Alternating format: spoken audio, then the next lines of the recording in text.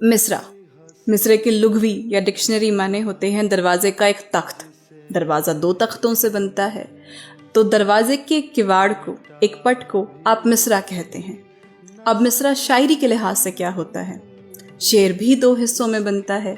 शेर के निस्फ यानी आधे हिस्से को या एक पंक्ति को आप मिसरा कहते हैं। मिसाल के तौर पर ये शेर के उनका जिक्र, उनकी तमन्ना, उनकी याद, वक्त कितना कीमती है आजकल। अब यहाँ पर उनका जिक्र, उनकी तमन्ना, उनकी याद, ये आपका पहला मिसरा है। वक्त कितना कीमती है आजकल, ये आपका दूसरा मिसरा है। पहले मिसरे को आप मिसराए ऊला या मिसराए अव्वल कहते हैं और दूसरे मिसरे को आप कहते हैं मिसराए सानी। मिसरा लगाना किसे कहते हैं?